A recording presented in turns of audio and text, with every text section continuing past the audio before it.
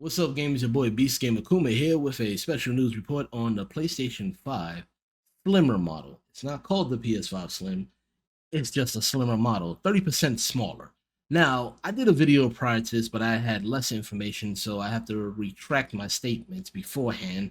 But it doesn't, honestly, it doesn't get any better when I did a deeper research on it. Now, going to the PlayStation blog itself, the PlayStation 5 new version will be replacing the old PlayStation 5 systems. That's right, this is going to be the new norm from now on in November. So they're going to sell off the last bits of PlayStations that they have, and this will be the new system. Hopefully, the scalpers don't get involved with this, but don't hold your breath.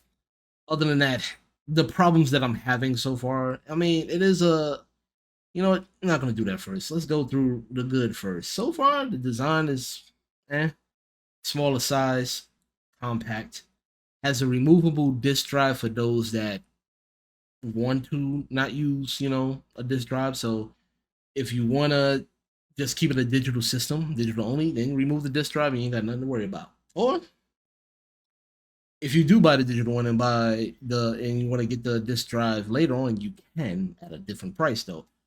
Mind you that if something happens to the disk drive, the replacement is possible, but hopefully the warranty is good for that. Other than that, that's all I can say that looks fancy about it. Now, going into the bad is going to be the price range. So far, not only is the physical version with the disk drive is going to be $500, mind you, but the digital base model is going to be $449. Why am I pissed? Well, the simple factor is that my digital base model, the OG PS5, was $399 when it came out. So, being that this one is going to be $50 more than the original version of the base model, that's a big red flag already. I heard they also going to be upping up the price to the controllers as well. But I don't know what's going on.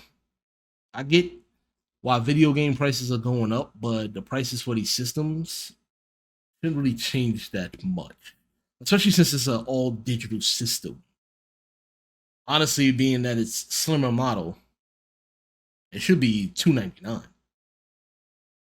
And I can hear people going like, "Well, that's too cheap," or like, "Listen,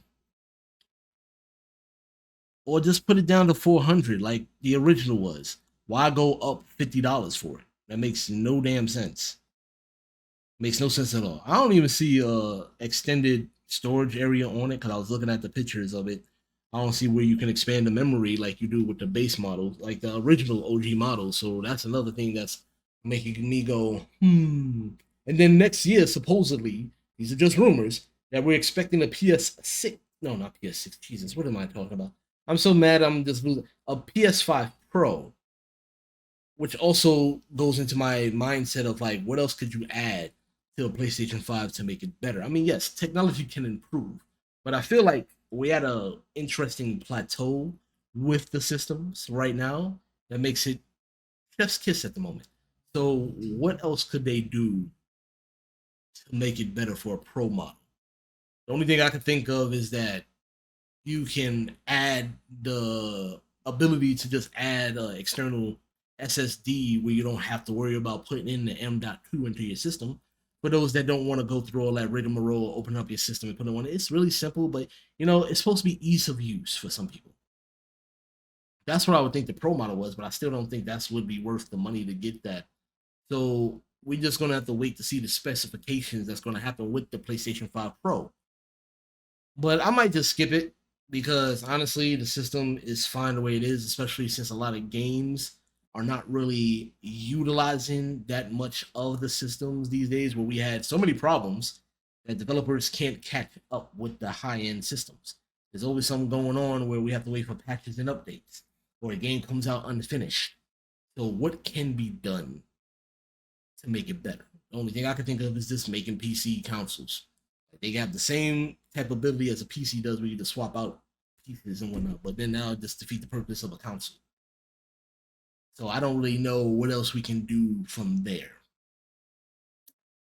But as of right now, Sony is just making weird business choices, especially with the PSVR, the PS Portal, all awkward devices. That's just a waste of money. especially not that many games for it in the first place. But other than that, I I just don't know what's going on. But as I said previous in my video, each generation does something weird. When it came to Nintendo, Nintendo was notorious for making weird peripherals or devices that didn't really sell well. The Power Glove, the the the pads for track and field, Virtual Boy that didn't work out well. Shoot, Sega made the Game Gear that was kind of a flop in a way because battery life sucked. Saturn had problems. Shoot. Then it came out into the next gen was Sega Dreamcast failed. Then PS2 actually had a horrible start. Not in sales, but device. There was some overheating problems with the DVD drive that was apparent. Then you had Xbox 360, Red Ring of Death, even though the system was a good system with all the things going on, and they had a best return policy. PS4 with lying about their graphics on 1080 when some of their games were just only 720, and Xbox. I felt like that was a tie between Xbox and PlayStation with that one because Xbox had that whole BS with the entertainment system that they was just trying to give out more of HBO, ESPN, and then adding the Connect to the system where you had no choice but to get the system with the Connect. So that was almost a bad time for Xbox as well. Nintendo does it. I mean, the Wii U was weird, but like I said before, Nintendo makes a lot of weird business decisions, but their games are just games. Can't go wrong with a Nintendo. I still got a Switch and I'm loving it. I got my Xbox Series X. I got my PS5. So who's this catered to for those that couldn't get a PS5? If you still couldn't get one by now, I feel like if they're going to discontinue the old models, then they should drop the prices for them to make them more affordable. If you're just going to get rid of them and this is going to be the replacement. But as of right now, those the other OG models are still going to be the same price as the newer models that's coming out in November. They don't have a release date yet. It's just coming out in November. But that's just my initial thoughts, my beastly thoughts on the new PlayStation 5 Slimmer model. Other than that, let me hear your thoughts on this. Comment below. Let's chat about it. Let's discuss. Let me see how you feel. All right? And that's what it works. Beast out.